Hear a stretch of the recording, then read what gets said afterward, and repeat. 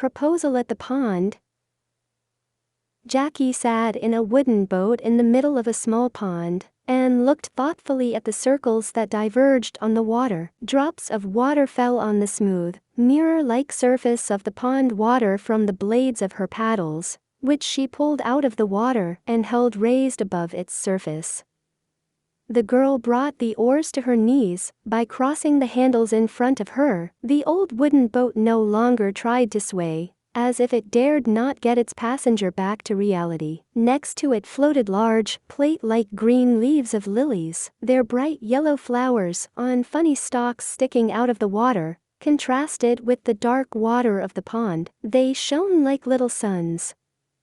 Jackie, out on this boat right across the pond, tried to forget what had happened yesterday. Her fiancé, Maury, had never asked her to marry him. Oh, how Jackie had been looking forward to it. All their communication over the past couple of weeks had told her he was about to propose. Jackie was sure they would happily exchange rings and go to the church to be married. It would be just like all her friends, or the way they described it in romance novels and romantic movies. Jackie did not differ from those girls who had read such romantic stories or watched such romantic movies. Jackie knew Maury was supposed to propose to her yesterday. They had been eating out at cafes and inexpensive restaurants lately. Still, yesterday he had suddenly asked her to dinner at one of the best restaurants in town. There could have been no other reason than her willingness to propose. In Jackie's opinion, of course. And now she has no choice but to sit alone and regret that she imagined something that did not actually happen. Maury had a wonderful evening with her last night, but he never proposed. How would she live now that she had already told all her friends that she expected to marry this handsome man, who could easily win over any of her friends if he wanted to? Jackie sighed heavily, lowered her oars into the water, and rowed slowly toward one of the wooden docks on the side of the pond. The boat moved toward the shore slowly, as if reluctantly. Jackie did not want to go back, not only to the coast, but also back to her ordinary life, with its problems that were unclear how to solve. Suddenly, the girl noticed two people on the shore of the pond, a man and a woman. Against the sun, Jackie could not see who the young woman holding Maury's hand was. It was her Maury. How dare he show up with some new girlfriend like that? As if they had not parted yesterday. As if they would never meet again. Full of frustration at her dreams of an engagement ring to show to everyone, family, friends, and the world, Jackie suddenly became extremely irritable at dinner last night and interrupted Maury's attempts to get her to talk. Any other normal man would have taken severe offense at her for such performance and caprice, and would indeed never have approached her again. But Maury tried to make her talk and could not figure out what it was with her. Such a sudden change of mood was not her style. Yeah, Maury will not approach her, Jackie. He is spending time with a new girlfriend. That is why he brought this young woman with him here, to the shore of this pond, where she and Maury had met and spent much time together since then. Tears of indignation spurted from Jackie's eyes. How could he do this to her? They had just broken up. At least, that is what Jackie had decided yesterday when she realized that Maury genuinely did not understand the reason for her irritation and crankiness. They had nothing to talk about after that, and he certainly would not think about her anymore. Neither would she. But Maury still really bothered her. She still cared about him to the where now Jackie was ready to claw her hands into the hair of this hot tie standing next to him. The girl rowed furiously away from that shore, where the figure of Maury and his companion could be seen. Tears welled up in Jackie's eyes, and she could hardly see anything. But she paddled on, desperately paddling. Jackie rowed so quickly, without looking back to check where she needed to dock, that the boat smashed against the dock pole, rather than being moored softly against its edge. Trying to balance the boat's rocking, Jackie lowered her oars sharply into the water, but did so unsuccessfully. Instead, the boat rocked even more and scooped up water with one side. A light summer dress with a long skirt finished with a large flounce, which Jackie was wearing on this warm summer day, was wet and hung like a rag over the girl's body and legs. Jackie was in utter despair that she would have to appear like this in front of Maury and his new girlfriend. The girl struck the water with her oars once more, trying to bring the boat back into balance, or just letting off steam of the emotions that were running wild. The boat had already tilted sharply and dangerously, and, almost losing stability, scooped up the water a second time. This time, the wave pelted Jackie over her head, and her hair was as wet as her dress. Now there was a splash of water at the bottom of the boat. The boat's sides seemed to have become noticeably lower than the water's surface, and the boat was still rocking with great amplitude. Jackie cried out in fright, and, once again placing the oars more cautiously on the water, straightened the boat. But the light-colored dress was hopelessly ruined by the green algae that floated on the water's surface near the shore. The airy, light summer dress had turned from cream-colored to dirty yellow with green streaks. Turning the boat's bow toward the pier, Jackie could finally grasp its railing with one hand and calm the boat's rocking. The girl cautiously rose to her feet, holding on to the edge of the dock with her hand. Jackie, meantime, used her free hand to adjust the hem of her dress, so that it would not get in the way when she went down the boat's stairs onto the dock. Finally, she put one foot on the dock, while the other was still resting on the bottom of the rocking boat, and had no way of daring to push off the boat to get fully out on the dock. Jackie felt she could no longer endure this posture, stretching over the water between the dock and the boat. The girl tried to jerk out of the boat, but it rocked dangerously again. Jackie froze again in that uncomfortable position, feeling her utter helplessness. She wanted to scream in despair. She had to get out of the boat at any cost and run away somewhere where she could cry her eyes out. Almost out of balance, with one foot in the boat and the other on the dock, Jackie knew the boat would fall out from under her in a second. Then, she would most likely fall into the water and embarrass herself in front of Maury and all the other people walking along the beach or drinking summer refreshments in the cafe next to the dock. Suddenly, someone grabbed Jackie by the forearm with a strong hand and literally yanked her out of the boat up onto the dock boards. The man put his other arm around her waist, restraining her from a fall back into the water.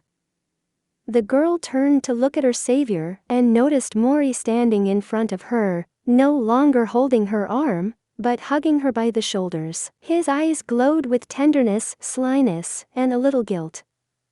"Oh, God, what a shame. I needed to get away from him, and I got myself in this situation right in front of him and his girlfriend, and lo and behold, it was Maury who saved me. But why does not he feel guilty?" Jackie continued to torment herself with thoughts. "So, what's a rescuer? Anybody could have helped me? There are so many people around." Irritation at herself and at Maury boiled over in her soul. Meanwhile, the young guy had already released go of Jackie, and was standing on the other side of the pier with his hands in his pockets, and resting against the railing. A gentle and slightly mocking smile wandered across his face. "Hello," he began the conversation. "What are you doing here, alone?" "What do you care?" Jackie replied in a squashed voice of indignation, trying not to look him in the eye. "Now, keep your voice down," he replied a little mockingly, looking at Jackie affectionately. "I am here on business." No sooner had Jackie answered him with something caustic that was about to come off her lips, than the same young woman with whom Maury had just been walking along the pond shore approached them. The woman stopped a few feet away and stood patiently, waiting for them to notice her. She was holding a beautiful wicker basket with a bouquet of wildflowers peeking out of it. Jackie glanced indignantly at the woman, then shifted her indignant questioning gaze to Maury. How dare this girlfriend of his even come near them when they were figuring things out? If that look could burn through, there would be nothing left of them, Maury and his girlfriend, but ashes. After Jackie turned to the lady and opened her lips to tell her how she felt, her ex-fiancé strolled up to his new girlfriend and, with no reluctance, wrapped an arm over her shoulders. Maury nudged her slightly toward Jackie, saying, "Jackie, meet Nancy. Nancy is my cousin." Jackie remained with her mouth open, then she covered her mouth with her palm, stunned, and even backed up a little. It was as if she had been doused once more with chilly water from the pond. All her indignation disappeared somewhere. "My God, what an idiot I am. That is the way things are. I made up a whole dramatic story, and he just introduced me to his cousin." Jackie shook her head negatively, pressed her lips together, and looked at Maury's cousin incomprehensibly. Nancy stepped toward Jackie and held her hand to greet her, but she simply nodded. Clenching her hands into fists, Jackie hid her hands behind her back, as if refusing to say hello or hug her. No words came out of Jackie's mouth. The girl lowered her head, embarrassed that she was not even ready to say hello correctly. Jackie was not prepared for anything like this. Desperate thoughts raced through her head. Maury will never forgive me for this behavior. How am I going to apologize to him now? Maury's sister said in a calm, melodious voice, "Hi, I am Nancy, and you, of course, are Jackie. Nice to meet you. My cousin has told me so much about you. I almost know you in absentia, of course." The sensitive woman noticed the electrified atmosphere around the pair of young men, and, without waiting for Jackie to respond, she immediately added tactfully, "I assume you have something to talk about. We will meet another time. We have still got a long way to go." With these words, Nancy turned, smiled goodbye at Maury, glanced slyly at Jackie, and walked away. She looked back at the pair of lovers a couple more times, as she decided whether to go back and talk to them, or whether she had made the right decision to leave them alone. But Jackie did not feel in love. Jackie was still thinking moments ago that Maury no longer remembered her Jackie. She was terribly ashamed of what she had recently thought of Maury. It was only his cousin, and Jackie thought it was his new girlfriend, and she was the reason Maury had not proposed to Jackie. The girl finally looked up at Maury. He was standing in front of her and seemed to admire her, even though she had just almost screamed at him. Although her hair was blinded by water, even though she was wearing wet clothes that clung tightly to her body. Or maybe that was why.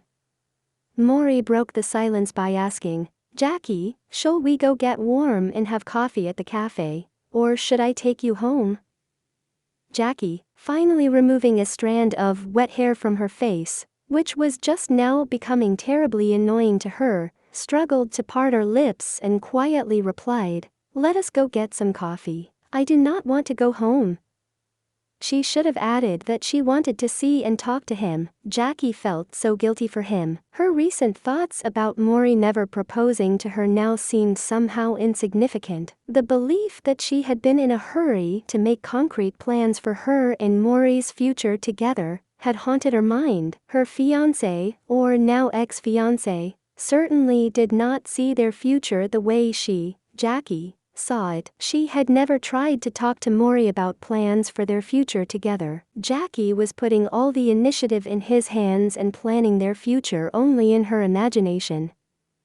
The young people strolled toward the cafe, visible on the pond shore. Maury opened the cafe's terrace door and gallantly let Jackie in. The cafe's terrace was unoccupied, but the croissants and the aromatic coffee smell were delicious. The waiter approached a couple of young men and greeted them courteously. "Good afternoon. Please come in and choose a table." Jackie thought he was too polite. Her senses were focused on Maury, though she could feel his warmth against her skin. Though he was standing arm's length from her, Jackie suddenly came impetuously up to him and hugged him around the waist with both of her arms. Out of surprise, Maury exhaled sharply and, stretching the words, put his arm around her shoulders and stroked her wet hair. Then he stroked her hands with his big, warm palms. "Come on, baby, are you cold?" he asked. "We will get you all set up now, do not worry." He gently loosened the ring of her hands. Go on over there. Maury nodded to the table at the veranda's edge. Jackie looked at the table and at her lover in surprise, but Maury gently nudged her toward the table and added, "Come on in. This table is for us." Jackie's stomach felt warm and ticklish, as if butterflies had fluttered in it from some unusually joyful foreboding. Without saying a word, she walked under the awning and sank happily onto the cushion of one of the wide, low rattan chairs. Jackie crossed her legs elegantly, placed her hands on the chair's armrests, and leaned back in the chair. The girl felt that some pleasant surprise awaited her. She could not mistake the sweet anticipation of happiness for anything else. That feeling of impending wonder simply enveloped her. Not even a warm blanket would have warmed Jackie as much as that feeling of upcoming happiness, but she dared not even in her thoughts utter what was about to happen to her. She feared frightening the event with insistent expectations, as had happened recently. Maury disappeared for a moment behind the curtains of the awning, then reappeared before her with a luxuriously warm plaid. He carefully wrapped the plaid around Jackie's legs and adjusted the pillow behind her back so she could sit comfortably. Making sure his beloved was well settled, Maury took a step back from her, admiring the girl as if she were a beautiful work of art. Indeed, Jackie looked like a rosebud. Rosy cheeks, scarlet lips, dark eyebrows spread like birds in the sky, and beautiful blue eyes. Maury slipped his hand into the back pocket of his pants and pulled out a small, dark blue case. Then, looking at Jackie, who was also happily surprised, looking back and forth between him and the case, Maury slowly opened the box. In the sunlight that streamed through the patio canopy, something tiny glowed in the middle of the box, giving off so many incredibly bright white-blue-yellow sparks of light. Suddenly, Jackie realized that this was the moment she had been waiting for. Meanwhile, Maury got down on one knee in front of Jackie, held out an open box to her with a fountain of sparks of light splashing out of it, with every movement he made, and said, "Jackie, honey, I love you. Will you marry me?" The look and tone of his voice were both pleading for her indulgence and full of his dignity. He was sure of what he was doing. Jackie wanted to see him now asking for her hand in marriage, just like that. Her Maury is her knight. "Maury, my love, I love you, and of course I will marry you," she replied, covering his boxed hands with both palms and squeezing them lightly. Maury sighed with relief, smiled, and, gently releasing his hands from hers, took a small diamond ring from the box and placed it on Jackie's finger. Jackie did not know which finger would fit better, and spread them like a little girl, showing her friends and mother her first manicure. Maury did an excellent job. He slipped the wedding ring onto her ring finger in a confident motion. Jackie was amazed that the ring fit as if it had a fit. It did not twist on her finger, but it stung neither. It was as if it had been made just for her. Jackie did not know that Maury had long been preparing for how and when he would ask her to marry him. First, he had taken Jackie to various restaurants and cafes to see what style she liked, which resulted in him choosing this outdoor cafe. Next, Maury watched what jewelry Jackie looked at as they passed by the famous jewelry storefronts in town. Finally, he consulted with his cousin about proposing marriage to make his chosen one feel over the moon. Maury looked at Jackie, who turned her hand with the back of her palm up and admired the sparks of light that radiated from the diamond. Maury had prepared everything for today, but yesterday, something incomprehensible happened to him. He had invited Jackie to dinner at that pompous restaurant, and she was in a bad mood about something. She liked only some things. Jackie resented him for some little thing, and, almost crying, went home alone in a cab. Maury could not have imagined that he would meet her like this today, at the pond, walking there with his sister, and telling her all the strange things Jackie had done yesterday. His sister, however, understood everything. She said that if he was ready to propose to Jackie, he should do it now, and he still had the ring with him, which Maury did. Jackie did not know any of this. All she felt was an extraordinary lift of energy. Her cheeks glowed with emotion. The girl smiled as she looked at the ring. Maury could see that now, at last, his beloved was content. He made the right decision not to wait for the next favorable opportunity. Maury needed to tell her how he felt about her and, finally, to propose to her. Jackie suddenly realized that Maury was still on one knee in front of her, looking at her, smiling happily. She gently put her hands on his shoulders and said, "Honey, you are just wonderful. I love you so much."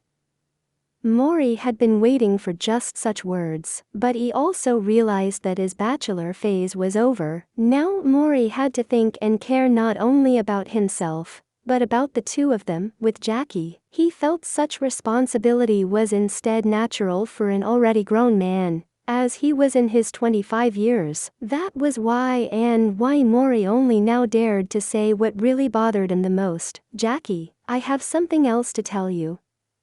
He rose from his knees and sat in the chair across from Jackie. Maury took a deep breath, exhaled, and, looking straight into Jackie's eyes, said, "I signed a contract to serve in the army. I have to report to a special training camp in a week. It is about 500 miles away." Maury waited for Jackie's reaction, which froze as if struck by lightning. The girl sat silent, unmoving. Finally, she gripped the armrests of her chair so tightly that her knuckles turned white with tension. Maury sighed once more and continued, "You know, I have dreamed about this for years, ever since high school, and now that dream has come true. Will you be with me despite all this?" Jackie looked at Maury dazedly. So her lover was leaving her. What about their engagement? Is he leaving her? Maury saw all the worry on her face and gently added, "I did not mean to offend you. You know I applied for this contract many months ago, and only now has the answer come. I already thought that was it. There was no hope for the contract. And so I thought we might as well get married." Jackie still had not come to her senses to say anything back to him. Maury continued, "I so wanted you to be with me. I am counting on you as we look at our future together. Will you be with me even if I have to live away from civilization and change places all the time?" Jackie finally woke up. Finally, he said something concrete that she needed to respond to. She stepped forward and reached over the table, took Maury's hands in both, and said simply, "Of course, I will be with you. I will always be with you. I love you."